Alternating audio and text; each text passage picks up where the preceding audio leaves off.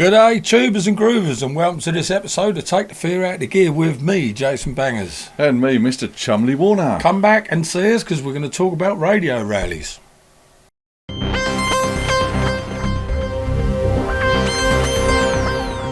What is a radio rally, I hear you cry? Well, Simon and I have had many a bargain and a very good day out at a radio rally. Tell them, Si, what is a radio rally? Mainly it's based on radio type stuff. There's a lot of stalls there, and we'll flash up some pictures of what the stalls look like with like radio stuff on, but there's also interesting stuff which we'll come to in a bit, won't we? Probably 70% radio and 30% bizarre. Yeah, and it's that 30% that we the synth nerds, the mad people, are looking for. That's what we are interested in. I know Jay wants to say hello to a couple of people. Well, we both do. Yeah, and I couldn't make this year's one at Canvey, which I'm a bit gutted about. But Simon and Alan the Great went, and they met up with these guys here, as you can see. Hello, Dean. Hello, Sandra. How are you? I missed you again. I'm sorry. I really am sorry. I was gutted I couldn't come. But there's a nice picture of you with Chumley Warner. There's a nice picture of you guys with Alan the Great. And for those of you who've been watching us, Alan the Great is the man who repairs all our equipment for us. He's a bit good at it.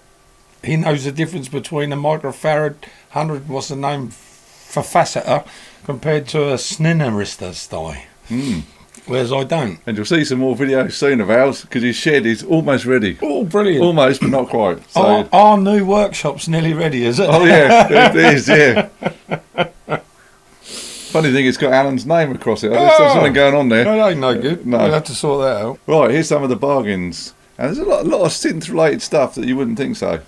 And we'll flash up some pictures as we go. There's a couple of items there that I'm really interested in as well, because it's my hobby. So the first one is an oscillator. This is like an Eagle Products oscillator. This was, I think they're made in England. We don't know if it's valve or solid state. You'd have to open up and have a look. Yeah. But have a guess at a price, dude. You know, Well, judging by the rallies, I wouldn't say it was more than 20 quid. £5. Oh, well, there you go. £5 bargain for an oscillator. I mean, you can't go wrong. And if you want us to look at any of this gear, like on another video, and say, does it work? Yeah. Yeah, because you know We've never had one that doesn't, have we? I haven't. Yeah, one or two, but not many. No, generally everything works. Everything I bought from there has worked. And these are ones Jay is interested in. We bought a couple of these filters, multi-mode filters. I got a bit excited thinking you could possibly use it on a synthesizer, but they're more for reducing noise and that on radios, aren't they? On ham radio, yeah, Yeah. amateur radio, single sideband, which is something I'm into. And by the look of them, I use a BHI box, which is really expensive. Now these things, I don't know. I have to look into them, but I think these things could have been like 700 quid or something, if that's what I'm thinking it is. Well, this is another bargain. These Well, I said, how much did you pay for them? He said, quite a lot. Oh, there's a squeak on me, so here somewhere. £18 each. I mean, yeah, I think these things were closer to 1,000, but I'm going to have to check. I might have to check, but if they work and do what I expect they do, then they'll be useful, very useful. And the next thing is a power supply unit, and we'll flash up a picture. And you might say, why do you want a bench power supply unit? You've got to have a bench tester. Well, this is the main thing on this one is it's got plus or minus 15, which you can use on your modular stuff. Modules. And it's got minus 5 and plus 5 volts, so it's ideal for your DIY synth type thing. And how much did that draft here, old boy? It was a shocking £15. There you go. There you go. Go to Radio Rally and get something. People don't even know how much use they are to someone else on a totally different scale. And another mad one, so we'll show you a picture. It's like a little 19-inch rack mount power distribution thing. So it basically gives you a whole load of like kettle lead sockets at the back, and I think it's about 12 or 14. And I was quite amazed. These are still made, and they're now made by this company called Emo Canford Limited, and they're new. They're about £250. Yeah, they give you a very clean 240 volts, but more specifically a very good 50 hertz. And that keeps the 50 hertz really steady, doesn't it? And this was a shocking price. Go on. £2.50. Good grief.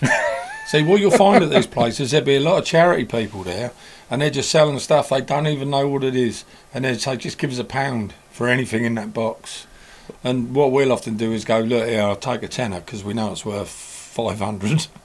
Well, some people are just clearing out their garages and they just sort of don't want the stuff. A few pictures of flight cases. Flight cases are so expensive. Got these like a £5 each.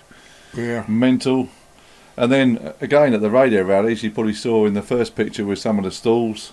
You get old stalls with like leads and whole bags of components. There's lots of goodies. We'll flash up a couple of pictures. With wonderful connectors. Yeah. Or if you're looking for like a knob for one of your radios or maybe a piece of gear, there's loads of different stuff like that. If you want some BNCs and bayonets for some old camcorders, it's all there, everything. And the last thing is it was a little baby Philips monitor.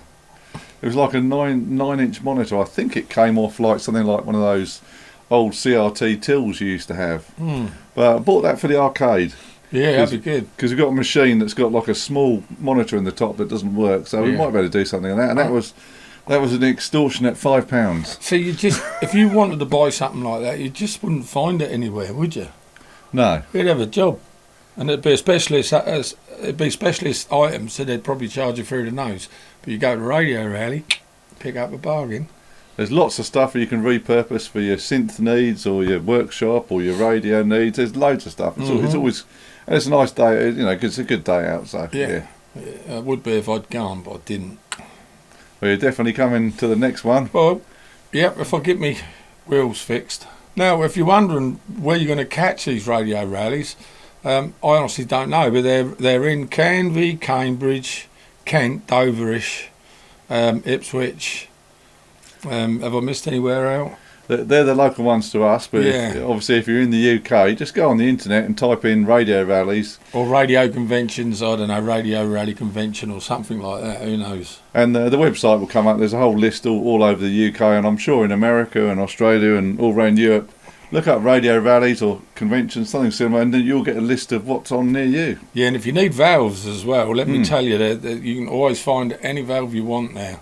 Alan the Great pretty much picks up every valve there is for sale because you can't have too many of them and they're hard to replace. No, he's the valve king. He certainly is. So on that note, guys, that was another little informative video for you because it's not something you often hear about, and we thought we'd bring it to you so that you can hear about it. So on that note, we hope you've enjoyed this episode of Take the Fear Out of Gear. Please, if you can, hit the subscribe button. That does the world of good. Like, tell all your friends, ring the bell. Yeah, get them notifications. And Simon, we will see you on the next one. Check we.